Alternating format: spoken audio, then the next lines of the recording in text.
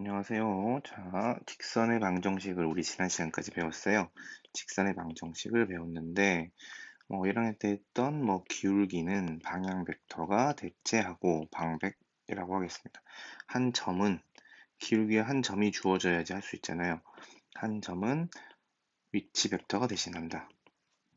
그래서 방향 벡터와 위치 벡터가 주어졌을 때 직선의 방정식을 어떻게 구할 것이냐에 대한 이야기를 지난 시간까지 했고, 이번 시간에는 두 직선이 주어졌을 때 두 직선이 이루는 각의 크기를 구하는 걸 하겠습니다.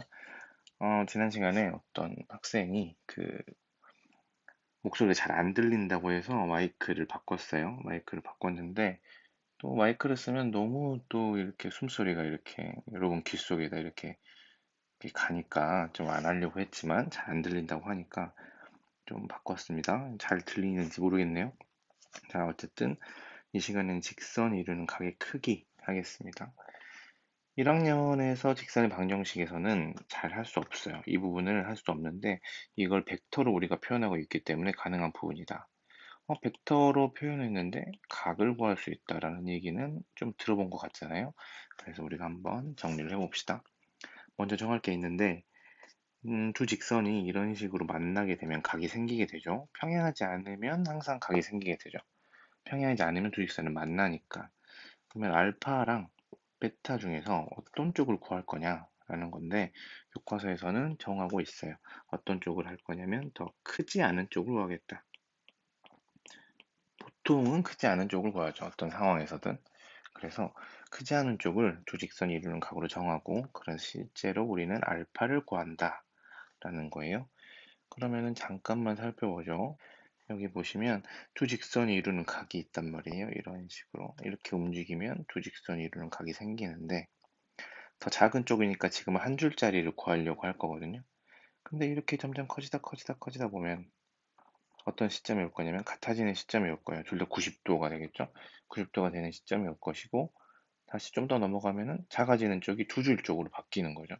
그러니까 두 직선이 이루는 각은 이 한 줄 쪽 0에서부터 90까지 간 다음에 90을 넘어가 버리면은 작은 쪽을 구하기로 했기 때문에 크지 않은 쪽을 구하기로 했기 때문에 두 줄을 구하게 되는 거죠. 그래서 두 직선이 이루는 각의 크기는 범위는 0에서 90도인 2분의 파이까지만 하겠습니다. 이해되나요? 자, 근데 차이가 있어요. 그러면 헷갈릴까 봐 제가 하나 더 갖고 왔는데 두 벡터가 있단 말이죠. 두 벡터. 두 벡터가 이루는 각이 있는데 두 벡터가 이루는 각이 있어요. 이렇게. 두 벡터가 이루는 각은 어디서부터 어디까지였던 거 기억나시나요? 이 화살표 쪽, 이 화살표 쪽을 하기로 했기 때문에 0에서부터 90을 넘어서 180까지. 180을 넘으면 지금 한 줄 표시가 안 된 쪽을 구하기로 했잖아요. 그렇기 때문에 벡터는 0에서부터 파이까지라고 했는데 다시 학습지로 넘어오면 벡터가 이루는 각의 크기는 0에서 파이까지로 구하는데 두 직선이 이루는 각의 크기는 90도까지만 한다. 라는 것만 생각해 보시면 되겠습니다. 자, 그러면은 정리를 다시 한번 해봅시다. 두 직선이 이루는 각의 크기는 각, 각의 크기를 구할 수 없다 그랬죠. 바로 구할 수는 없다. 우리는 어떻게 구한다고요? 코사인 알파를 구한다고요. 두 직선이 이루는 각의 크기를 코사인 알파를 구한다고요. 뒤에서 얘기하겠지만은 여러분 보면 알겠지만 지금 제가 직선이 이루는 각은 알파로 표시했고 벡터가 이루는 각은 세타로 표시했어요. 아마 계속 구분을 하게 될 거예요. 여기에서 코사인 알파를 구하려면은 어떤 거를 계산해야 된다고 했냐면 내적을 계산해야 된다고 했어요. 그래서 내적을 계산하기 위해서는 벡터가 있어야 되죠. 직선인데 벡터가 있어야 된다니. 그러면 우리가 알고 있네요. 직선의 방향을 나타내주는 아까 위에서 했잖아요. 방향 벡터. 방향 벡터가 있네요. 그래서 방향 벡터를 구해서 방향 벡터를 찾아서 내적을 구하면은 나오겠네. 또는 우리가 무엇도 이용해 볼 수 있냐면 법선 벡터도 이용할 수 있어요. 그래서 직선을 이루는 각을 찾으려고 하는데 자, 각은 찾을 수 없다. 바로 찾을 수는 없다. 코사인을 구해야 된다. 코사인을 구하기 위해서는 내적을 구해야 된다. 내적을 구하려면 벡터가 필요한데 직선에서 내적이 벡터가 어딨냐? 라고 하면은 방향 벡터랑 법선 벡터가 있다. 라는 식으로 여기까지가 오면 될 것 같아요. 자, 그러면은 두 직선의 방향 벡터를 어떻게 이용해서 각을 구할 건지. 자, 두 직선의 방향 벡터가 이루는 각을 이용해서 두 직선이 이루는 각의 크기를 구하겠다. 자, 편의상 두 직선의 방향 벡터가 이루는 각은 세타라고 표현하고 있고요. 두 직선이 이루는 각의 크기는 알파라고 얘기를 하겠습니다. 자, 위에서 정했듯이 우리가 구하고 싶은 각의 크기는 얘를 L1, L2라고 하면 이쪽이죠. 이거의 알파를 구해야 된다고요. 알파를 구해야 되는데 약간 문제가 있어요. 어떤 문제가 있냐면 방향 벡터라고 하는 애는 직선하고 평행하기만 하면 돼요. 그래서 이쪽 방향을 방향 벡터로 하고 있는지 아니면 이쪽 방향을 방향 벡터로 하고 있는지 알 수가 없어요. 물론 이제 식을 보면 알 수 있지만 저희가 딱 보고 알기는 어렵다고요. 자, 일단 2는 이쪽으로 고정을 해봅시다. U1 벡터라고 합시다. L1의 방향 벡터를 U1 벡터. L2의 방향 벡터는 첫 번째 기억 U2라고 합시다. 이쪽이 될 수도 있고 니은 이쪽이 될 수도 있어요. 그래서 U2 벡터가 기억이 될 수도 있고 니은이 될 수도 있는데 만약에 그 U2 벡터가 기억 방향이라고 하면은 우리는 기억은 어떻게 되겠냐면 기억은 생각해보니까 기억으로 간다고 하면은 두 벡터가 이루는 각의 코사인 값은 코사인 알파가 돼서 우리가 원하는 게 되죠. 이거 원하는 거예요. 음. 그런데 만약에 L2의 방향 벡터가 U2라고 한다면은 이쪽 각을 구하게 되는데 여기랑 더해서 180이 되니까 파이 마이너스 알파라는 각이 되겠죠? 그러면은 두 방향 벡터가 이루는 각의 코사인 값은 코사인 알파, 우리가 원하는 코사인 알파가 아니고 코사인 파이 마이너스 알파를 구하게 되죠. 알겠나요? 자, 우리가 원하는 것은 코사인 알파예요. 우리가 원하는 것은 코사인 알파예요. 그런데 방향 벡터의 방향에 따라서 이 네 개 중에 어디로 주어지냐에 따라서 코사인 알파가 나올 수도 있고 코사인 파이 마이너스 알파가 나올 수도 있다.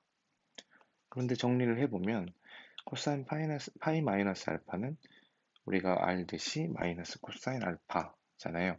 모르시면 수원 삼각함수를 하셔야죠. 그래서 마이너스 코사인 알파. 그러니까 둘 중에 하나긴 한데 코사인 알파, 마이너스 코사인 알파긴 한데 우리가 원하는 건 코사인 알파고 코사인 알파는 항상 0보다 어떻게 될까요? 크겠죠. 왜냐하면 이쪽에서 쭉 이렇게 쭉 알파의 범위는 0하고 2분의 파이 사이이기 때문에 두 직선이 이루는 각 크기 알파에 대한 코사인 알파 값은 항상 0보다 크게 되는 거죠. 0 이상이 되겠네요. 90도가 있으니까. 0보다 크거나 같은데 지금 보면은 기억과 니은은 지금 얘를 양수라고 봤을 때 그냥 음수가 나올 뿐이란 말이에요. 절대값은 같고. 그러니까 두 방향 벡터가 이루는 각을 세타라고 했을 때 사실 코사인 세타는 이렇게 구하게 되죠. 두 방향 벡터의 크기의 곱분에 두 방향 벡터의 내적 이렇게 구하게 되는데 우리가 원하는 거는 플러스인데 이 방향 벡터를 구한 거는 이 플러스만 나오는 게 아니라 얘 마이너스 붙은 게 나올 수도 있다고요. 그럼 다 플러스로 하고 싶어요. 뭘 하면 되겠어요? 자, 뭐 하면 되겠어요? 그렇죠. 절대값을 하면 되겠죠. 절대값을 씌우면 항상 양수가 되기 때문에 얘가 우리가 원하던 코사인 알파라고 할 수 있는 거죠. 이해되시죠? 문제에서 주어질 건데 잘 살펴보면 알 수 있어요. 사실은 이 각을 말하는 건지 이 각을 말하는 건지. 하지만 이제 그걸 따지는 거는 무의미한 일이고요. 왜냐하면 구한 다음에 무조건 절대값만 씌우면 우리가 원하는 양수 코사인 값이 나오기 때문에 0 이상의 코사인 값이 나오기 때문에 그렇다. 한번 문제를 풀어봅시다. 교과서로 넘어가서요. 교과서 105페이지에 문제 5번. 두 직선 3분의 x 플러스 2, 2분의 y 마이너스 1, 2분의 x 플러스 1은 마이너스 3분의 y 마이너스 2. 자, 각의 크기, 두 직선이 이루는 각의 크기는 어떻게 구한다고요? 코사인을 구한다고. 뭐의 코사인으로? 방향 벡터의 내적으로, 절대값으로 구한다고 했어요. 그쵸? 자, 그럼 여기서 방향 벡터를 구해야 되네. 이놈의 방향 벡터를 u1 벡터라고 하면은 분모를 가져다 쓰면 된다. xy 계수가 1일 때 3, 2. 두 번째 직선의 방향 벡터를 u2라고 하면은 분모를 가져다 쓰면 되죠. xy 계수가 1이기 때문에 2, 마이너스 3. 자, 그렇다면 우리가 원하는 코사인 직선 이루는 각이 코사인 세타는 두 벡터의 크기 3, 3은 9 플러스 4의 루트, 여기도 4 플러스 9의 루트니까 지금 분모가 예쁘게 나오게 만들었다. 그래서 첫 번째 내적을 하면은 3이 6 마이너스 6의 절대값을 붙이면 된다고 했잖아요. 그게 우리가 원하는 코사인 값이다. 직선 이루는 각에. 분모는 13이 되겠으나 분자는 0이 되겠네요. 그러면은 13분의 0은 0이죠. 그래서 세타는 90도구나. 문제에서 90도라고 했기 때문에 자, 코사인 값이 0이 나왔기 때문에 이루는 각은 90도다 라는 걸 알 수 있어요. 문제 5번 꼭 풀기 바랍니다. 다시 학습지로 돌아와서 선생님 목소리가 좀 이렇게 발음이 웅얼웅얼 하죠. 약간 발음이 명확하지 않은데 이걸 하려니까 어렵네요. 어렵고 항상 밤에 찍는단 말이죠. 이게 선생님도 자가 격리 중이라서 뭐랄까 하루 종일 애들을 보고 낮에는 찍을 수가 없어요. 왜냐면 이걸 찍고 있으면 애들이 달려들기 때문에 막 뭐 보여달라고 하고 그래서 항상 아이들이 다 잔 다음에 찍는단 말이에요. 지금도 사실은 이제 시간이 안 나오게끔 편집을 하지만 11시 33분이죠. 11시 33분인데 밤 꽤나 항상 지금 좀 빠른 편이에요. 11시 33분이면. 그래서 항상 12시, 1시 이렇게 찍기 때문에 목소리가 좀 이렇게 잠겨 있거나 좀 이렇게 좋지 않다. 이해하시고 그래도 오늘 마이크를 바꿨으니까 잘 들어보시고 또 다음 시간에 또 숨소리가 너무 가까이 들린다고 또 이렇게 이야기하면은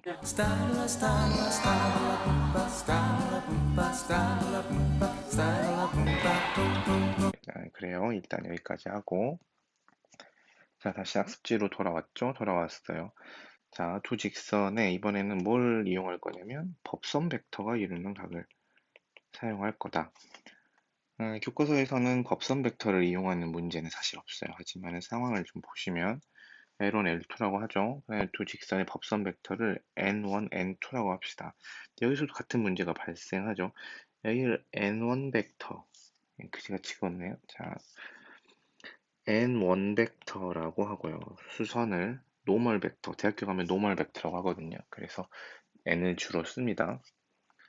그 다음에 L2의 수선이 아니죠. 법선 벡터를 N2 벡터라고 합시다. 여기를 수직이라고 하고, 지난 시간에 아까 정리했듯이 여기를 알파라고 하죠. 우리가 구하고 싶은 각. 그럼 여기는 파이 마이너스 알파인데, 이 사각형을 보시면 내각의 합이 360이 돼야 돼요. 근데 여기 직각이 두 개 있기 때문에 이 마주보는 각끼리 합쳐서 180이 되는 거죠. 여기가 알파가 되는 거죠.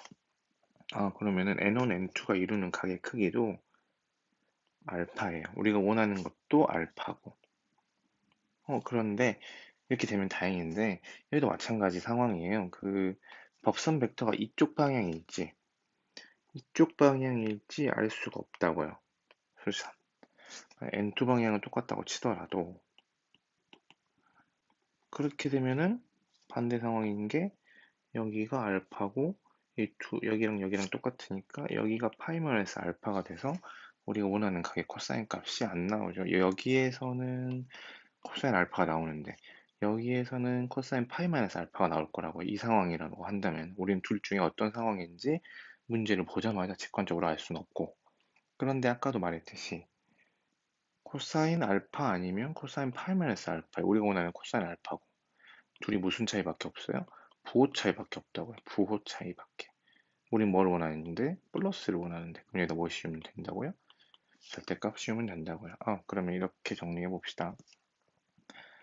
코사인 세타를 벡터가 이루는 각이라고 하죠. 벡터 각이라고 간단하게 얘기하겠습니다. 그럼 이걸 구할 때는 주어진 두 벡터의 내적에 N1 벡터 크기 N2 벡터 크기를 하면 되는데 이게 우리가 원하는 코사인 알파랑은 부호 차이 정도만 있다. 우리가 원하는 건 항상 플러스인데 얘는 플러스도 나올 수 있고 마이너스도 나올 수 있다. 그렇기 때문에 여기다 뭘 씌우겠다. 절대값을 씌우겠다. 그러면은 우리가 원하는 코사인 알파가 나온다. 교과서에는 법선 벡터를 이용한 문제는 없습니다. 없기 때문에 이제 이 법선 벡터로도 똑같이 하면 된다. 법선 벡터로도 똑같이 하면 된다. 그럼 이제 그냥 좀만 문제를 어떻게 만들까를 생각해 보면, 자, 한 직선은 방향 벡터를 주고 한 직선은 법선 벡터를 주는 경우에는 어떻게 할까? 라는 생각도 해볼 수는 있죠. 그냥 생각만 해보겠습니다. 문제는 없어요. 자, 그 다음에는 두 직선에,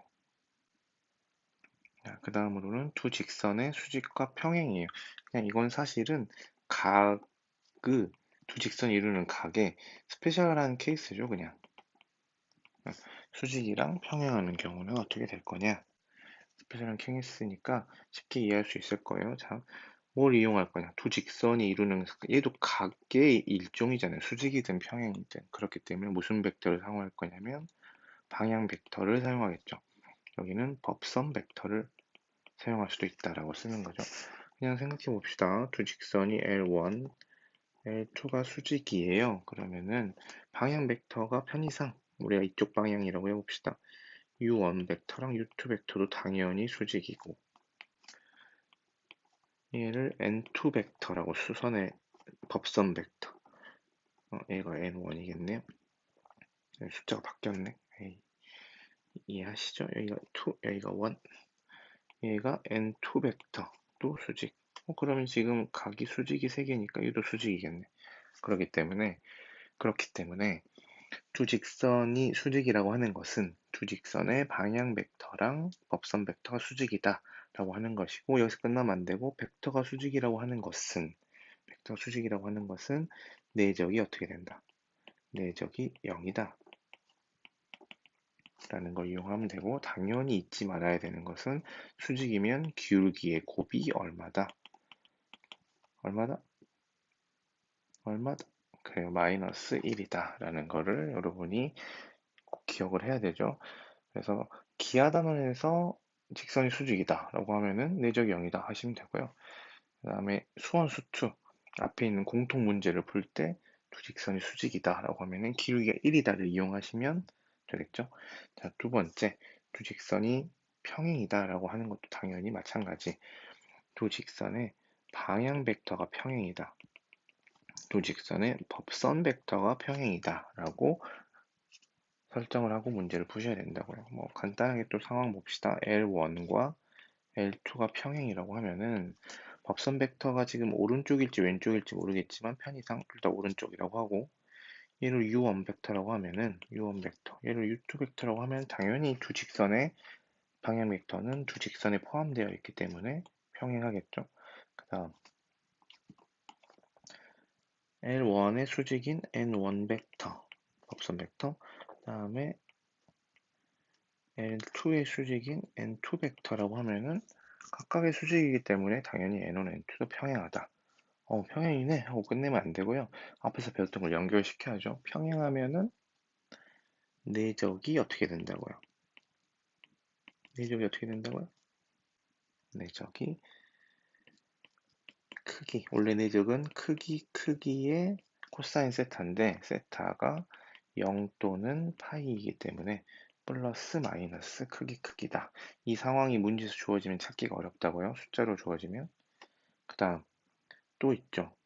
두 벡터가 평행하면 뭔 수배로 나타낼 수 있다? 실수배로 나타낼 수 있다. K의 U2 이렇게 나타낼 수 있다. 두 가지를 항상 기억했으면 좋겠습니다. 그 다음 문제. 교과서 105쪽의 문제 6번을 풀어보러 갑시다.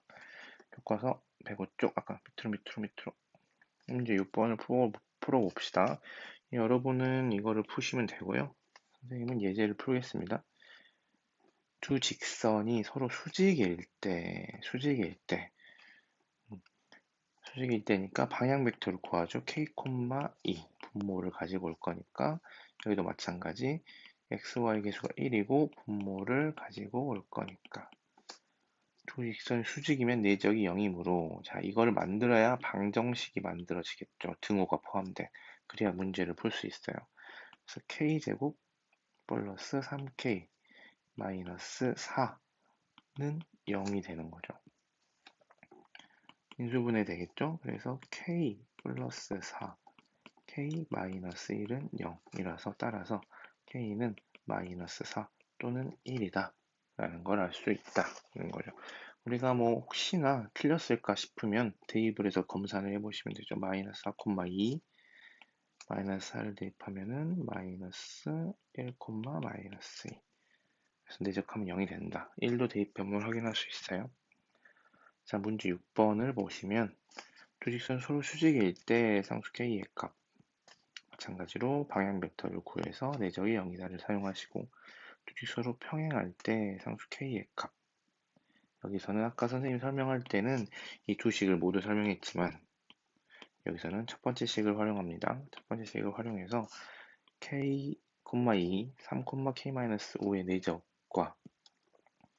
내적과 크기의 크기 뿔마다 해가지고 하면 되죠. 뿔마를 없애고 싶고 여기는 없애고 어떻게 하면 되나요? 제곱하시면 되죠. 그래서 식을 정리하면 k 값이 나올 거다라는 것으로 문제를 푸시면 됩니다.